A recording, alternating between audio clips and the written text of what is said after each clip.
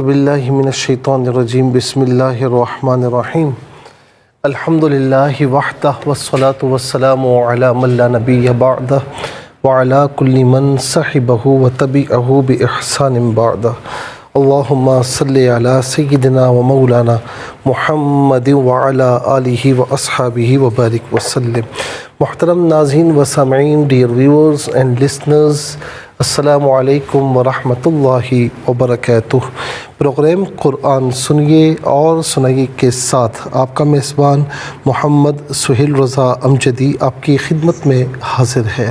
ناظرین و سامعین، آپ جانتے ہیں کہ ہم پروگرام کا آغاز قرآن و حدیث کی بات سے کیا کرتے ہیں۔ قرآن کریم فرما رہا ہے ان عدت الشہور عند اللہ 12 شہرا فی کتاب اللہ یوم خلق السماوات والارض منها 4 حرم، کہ یقیناً مہینوں کی گنتی اللہ کے نزدیک جب سے اس نے آسمان و زمین بنائے، اللہ تعالیٰ کی کتاب میں 12 مہینے ہیں، ان میں 4 مہینے حرمت والے ہیں۔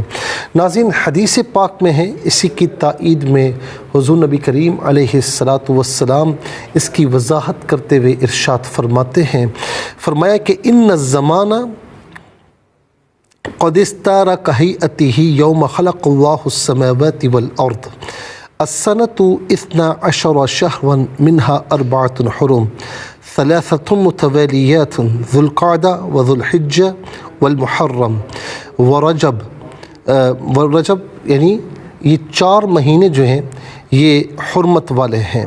اور فرمایا کہ والرجب، یعنی رجب ہے مدرہ الذی بین جمادیہ و شعبانہ، کہ جمادی الاول اور شعبان کے درمیان ایک رجب کا مہینہ ہے۔ 3 متواتر ہیں، ذی قعدہ، ذی الحجہ، محرم، اور ایک فرمایا کہ جمادی الاول اور یعنی جمادی اور فرمایا کہ شعبان کے درمیان میں رجب کا مہینہ ہے۔ جمادی الثانی ہے اور پھر رجب ہے اور پھر شعبان ہے، تو جمادی الثانی اور شعبان کے درمیان کا مہینہ ہے، یہ انفرادی مہینہ ہے۔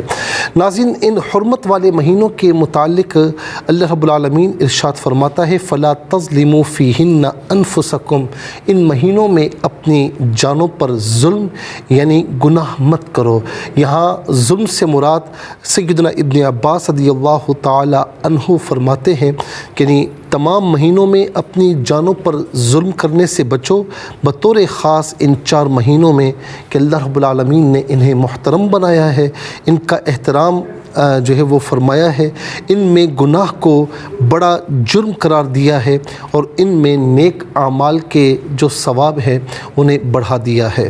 ناظرین، تفسیر جلالین میں بھی ہے کہ اپنی جانوں پر ظلم سے مراد گناہوں کا ارتکاب کرنا ہے، اور اس کی وجہ یہ ہے کہ ویسے بھی گناہوں کا عذاب ہے، گناہوں کا وبال ہے اور برائی ہے، لیکن ان مہینوں میں گناہوں کا جو وبال ہے وہ بڑھ جاتا ہے۔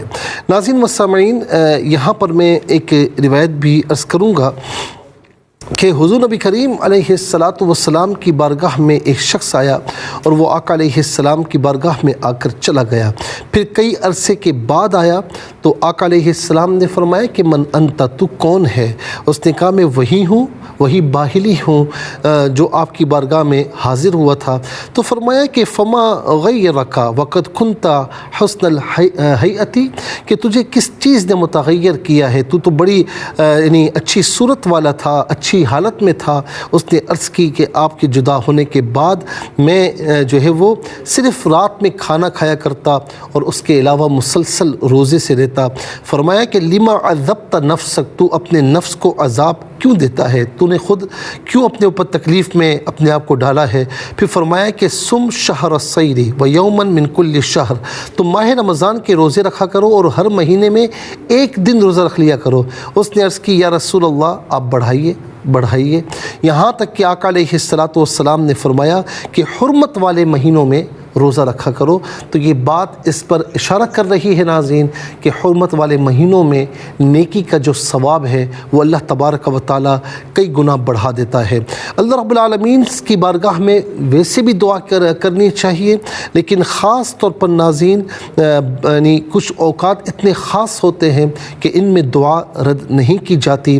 حضرت سیدنا ابو امامہ باہلی رضی اللہ تعالی عنہ سے روایت ہے کہ آقا علیہ السلام نے فرمایا کہ 5 لیال لا ترد فیہن الدعوہ، کہ 5 راتیں ایسی ہیں کہ جن میں دعا رد نہیں کی جاتی۔